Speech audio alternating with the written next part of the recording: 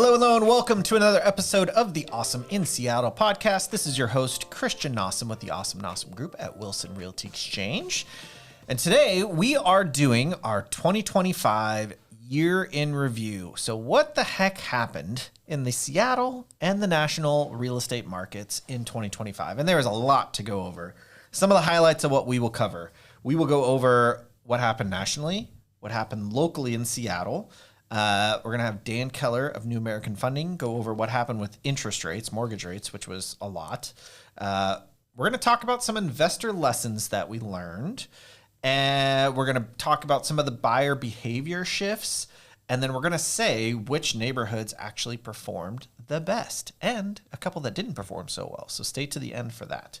So let's start nationally. So 2025 will nationally be remembered as a year where nothing broke, but nothing really moved either.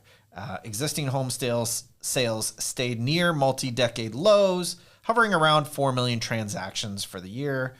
Prices didn't collapse. They also didn't surge. They just kind of stalled. They went up about 1% to 2%, depending on which data source you are choosing to go with. Inventory improved a little bit compared to 2023 and 2024, but still not enough to become a true buyer's market. So what did we actually experience? Well, buyers wanted affordability, sellers wanted yesterday's prices, and rates kept both sides frozen. So that's why a lot of economists stated that 2025 is really a stalled market. The key takeaways: if the deal made sense, it happened, but if it didn't, it just sat. So let me introduce my co-hosts with me today, and then we'll go into a little bit more. So who is this? Hi, I'm Joanna Beecher, and I am an agent on the Awesome Nossum team. Hi, I'm Varun Jain. I am an agent on Awesome Nossum team as well. All right, so let's go over what happened with mortgage rates. Dan, fill us in. Hey, Christian and team, thanks for having me back. I think this is like our 15th year doing a year-end review and next year, 2026, for example, projection. So I'm really excited to give you a review, a 2025 review. So in 2025, what we saw was the markets finally start to stabilize in the lower sixes. So you got to look at the last 3 years where we saw high rates in the eights and then high rates in the sevens. And now we had rates go from the upper sixes, low sevens, all the way down to the low sixes. And we've been pretty stable there now for about 3 or 4 months. So let's look at what 2025 actually looked like.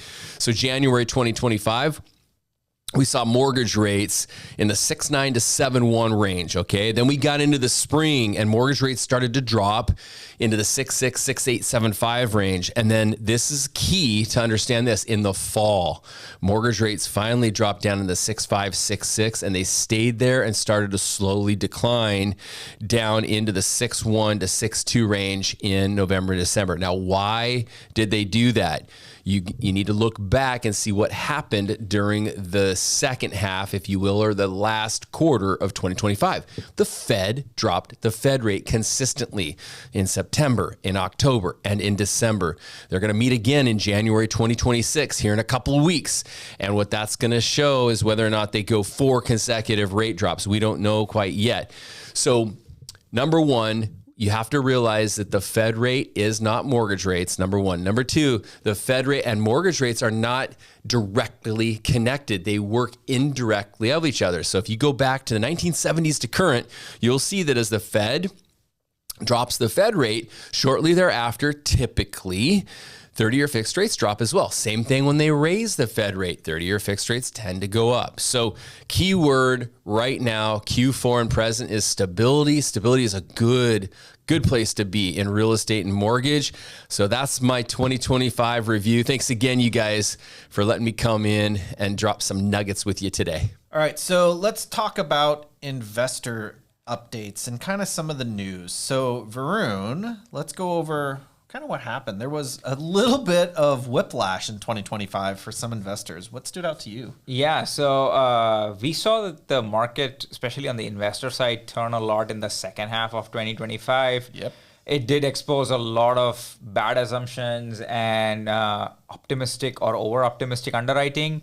Some of the good things that did kind of happen in 2025 was One Seattle plan is finally here. We've Yes. been talking about it for 18 months now, Yeah. and it's finally here.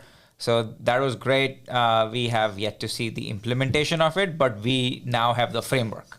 That also means more density. So neighborhoods are going to start looking differently. Underwriting is going to be different.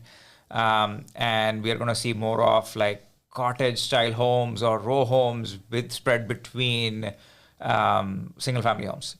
And then we saw 3-pack townhomes or 3-pack, which is really about Development, SFR, ADU and DADU, that kind of starting to tail out. So a couple of kind of big learnings here were just because you can build something doesn't mean you have to.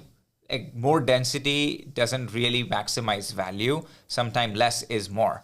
So that was one of the big lessons for investors is you don't have to cram the site with as many units as you can build. Leave a little bit more room, add some yard space, leave some room between your units.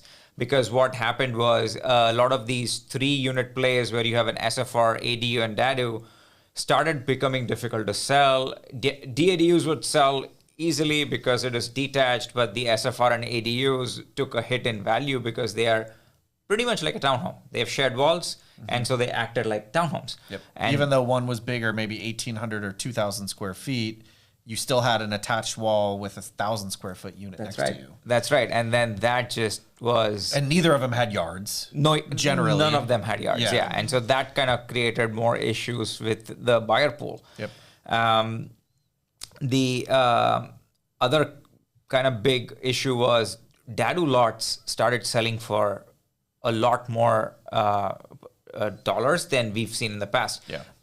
This was partly because we saw, at least in Seattle, an influx of a lot of newbie investors. These first-time investors who were willing to pay a little bit more to just get their foot in the door. That drove prices up.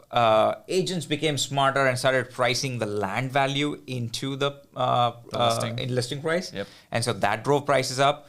And investors a lot of times could not afford those values. But if you're a primary home buyer and still looking to build in your backyard, yes, you could still justify that price because you're buying the home hopefully with 5% down. So your holding costs are lower and cash and the deal is lower. So it worked in those kind of edge cases, but a lot of the DADU lots were just too high priced for it to actually pencil out for investors. And I think what we saw too is that some investors actually lost money doing DADU deals. Right. Which is insane if you think about it, because that's a lot of work to do to lose money. Yeah, it's a 12-month cycle from acquisition to dispo for any DADU deal in Seattle.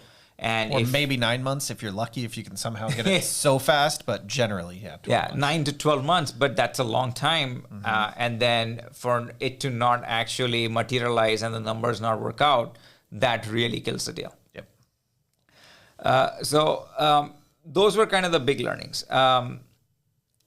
The big takeaway from 2025 was investors need to be really good about their buy box. You need to have a very clear buy box and have very strong underwriting when you're buying deals as we look into 2026. Because 2025 taught us one thing. Assumptions and your underwriting is what will make sure you are protected against the downside of the deal. Look at utility cost. As you look at the One Seattle plan, think about utility upgrades that might come into play. An example that I ran into, I was thinking of demolishing one of my rentals and building a SFR. And the city came back asking me to extend the 8-inch water main. That cost roughly $1,500 every linear foot. And the ask from the city was to extend it about 200 square feet. I was not going to. That project would not pencil. Times That's insane. 1,500 a square foot. Yeah, it was just Linear a foot. no-go. Yeah. That pretty much squashed the deal. But because it's a rental and that was one of the exit strategies, I'm still going to pivot to something else. But at least it was good to know upfront what the cost is going to be. That is the same thing you need to account for in every deal. Leave enough room, leave enough margin to absorb these utility costs, electrical upgrades, transformer upgrades, going underground for electricity. sewer, water, stormwater extensions or upgrades, right-of-way upgrades. These are all expenses that the city can tack onto your projects, and that's where you need to kind of leave enough margin. Yeah. And I think the big takeaway too, just because you can doesn't mean you should. Yes. This is the thing we repeated numerous times, and especially with the Seattle One plan. Just because you can theoretically build 6 units on a 4,000 square foot lot, or even 4 units, doesn't mean you should. So Leave some yard space. There are more dogs in the city than kids. yeah, Yep. exactly. Oh, yeah. Joanna points that out all the time. I sure do. I have right. those dogs. Yeah, you do. So Joanna, let's talk about buyers. You were deep in a lot of home buyer, like a standard home buyer conversations in 2025. What kind of changed throughout the year? I think this past year is when I feel like buyers have gone real deep on the internet and have started doing some research, which can be good and bad. There was a lot of good though. I feel like they're saying, okay, so this is how buying works now as far as price points and availability and rates, right?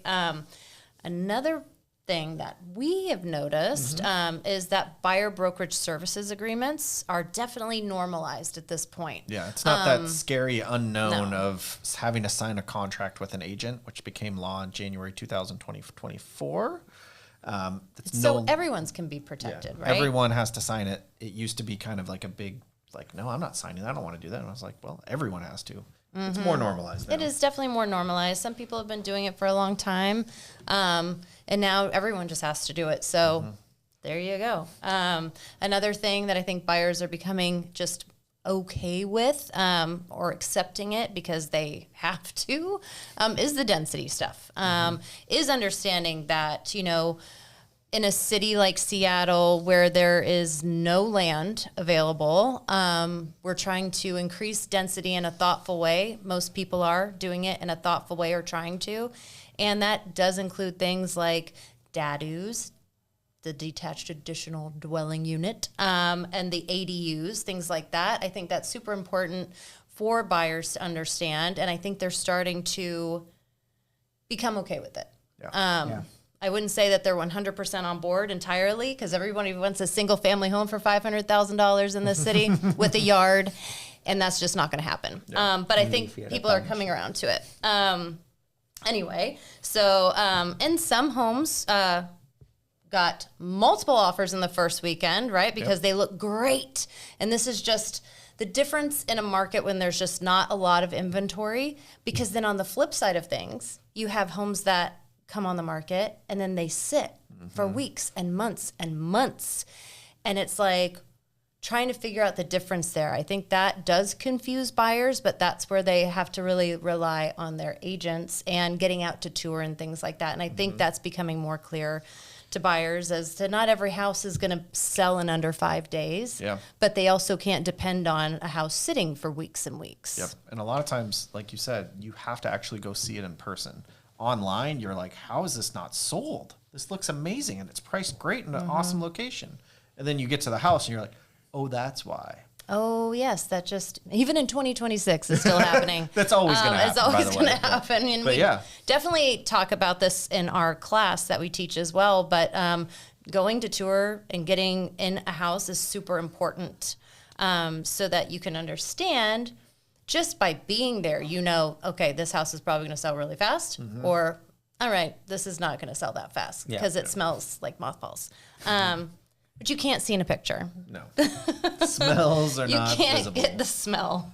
But I think one of the biggest things for our team, which I'm going to brag on a little bit, okay? So we helped a lot of first-time home buyers in 2025, and many of them came through our home buyer class, Beers and Home Buying. And for us, I think we sold about 50 homes between the three of us. And that's, you know, pretty standard, but also in 2025 when not a lot of people were doing that. I think pats on the back all around, guys. Good job. And we were in the top 3% of Seattle brokers. That's awesome. Yeah, that is great. So bragging kind of done, but also I love it. But yeah, so for our home buyer class alone, we had around 350 people for only 10 classes that we did. So that's also pretty great. Yeah. Yeah, and that's beersandhomebuying.com. Yeah, if you ever want to come to one of these classes, they're totally free. This is our shameful plug. Beersandhomebuying.com. Beers with an S, beer like the drink. Totally free. We do them in different neighborhoods throughout the entire year. Every single month, we have at least one, if not two classes, and other than December. So, yeah. Check out beersandhomebuying.com for our upcoming classes. They're totally free. They only last about an hour. Then we do some Q&A after. So in total, you'll be there for about an hour and 20-ish minutes, give or take. So yeah, free beer. And some venues have food. honestly, some don't. we want you to work with us. That's, one of the main reasons with that we do it. course, But it's yeah. also, there is no, you don't sign anything at that There's no time. pressure. Yeah. There's no pressure. It's not a timeshare presentation. No. This is super laid back. It's educational in like a fun beer drinking kind of educational way. And we have a ton of Google reviews talking about this, so you can look up the Awesome Nossum Group on Google. You'll see no one ever says or complains about it being salesy or anything like that. It's just education. It's fun. It is. And honestly, like in 2025, the people that really succeeded were the ones who came to the class, Yes. followed our steps, and just, kind of did what we talked about in our beers and home buying class, which is how that even came about, is because Christian, who started the class and was seeing how home buying was being done, didn't work. Well, yeah. The way that every other agent tells people to buy a house didn't make any sense. There was no does common not. sense involved with it. So basically reinvented the steps, made it make common sense so that it's just easy and it just works. So if you follow our system, which is very different than everybody else, and we'll teach you this at the class, you'll have a much clearer idea. Every step of the process will make sense, and it's not hard. Like we just demystify the process. And also following the steps, but I think understanding in the Seattle market specifically, you're not going to find perfection. Look at how your lifestyle is and what your price point is, and look for that and how you can make that home fit you and what you can do to that home to add value. I think when you're looking for perfect, that's where disappointment comes. That's where rushing comes. That's where things just could fall apart very easily. But that's also part of our working with us. I think that when you're a first-time home buyer, just getting your foot in the door is really smart. And I think people are starting to understand that a little bit more, and understanding where things like ADUs, DADUs, and condos, townhomes can be a great start. Or even house hacking. Or house hacking. Yeah. But that, once you understand your buy box, even as a first-time home buyer, it's going to help you make your decisions in a more timely, decided manner. And I think that's really important. Another thing I want to bring up is we saw a lot of unmarried couples coming through and buying homes. And just nationally, by the way, a lot of women, single women, were buying more homes than ever before. And I think that's great. phenomenal. And I'm really proud to, know that and hear that and keep going, gals. We actually have a podcast episode all about This is true. unmarried couples buying together, as well as friends buying together. It is episode 153. So definitely check that out. How cool would that be to buy with a friend, though? Yeah. I mean, especially if it's your first time buying a home. Yeah.